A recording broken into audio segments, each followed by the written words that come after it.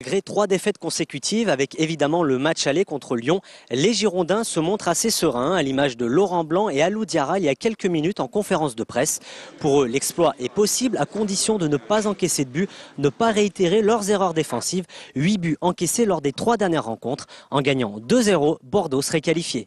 Je pense que demain, on sait ce qu'on a à faire et surtout, on sait le score qu'il nous faut faire. Donc ça, c'est un petit peu différent par rapport à d'autres matchs. Mais dans tous les cas, on sait qu'il nous faut marquer 2 buts. Et il ne faut pas en prendre.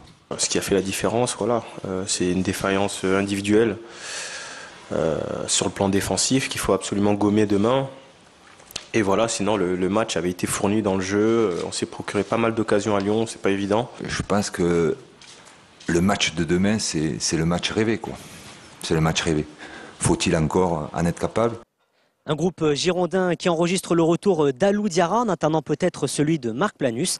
À Lyon, 3 absents majeurs, Jean Demakoun, Sidney Govou et surtout Lisandro Lopez. Des Lyonnais confiants grâce à la victoire lors du match aller, mais qui restent tout de même prudents. C'est ce qui ressort de la conférence de presse. Les 12 équipes ont envie de passer en demi-finale. Lyon, ça fait 10 ans qu'on essaye d'aller en demi-finale. Mais comme c'est un match entre deux équipes françaises, c'est tout ouvert. C'est tout ouvert. Il n'y a pas à être conservateur. Je pense qu'il faut se déplacer et c'est ce qu'on va faire pour marquer tout simplement. Les matchs de Ligue des Champions, de toute façon, il y a très peu de matchs qui restent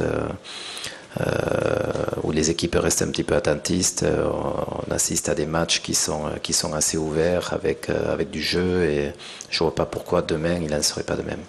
Lyon a foulé il y a quelques minutes cette pelouse Jacques Chaban-Delmas derrière moi. Un entraînement avec Mathieu Bodmer qui était incertain et avec Bafétimi Gomis qui aura un rôle clé demain soir en l'absence de Lisandro Lopez.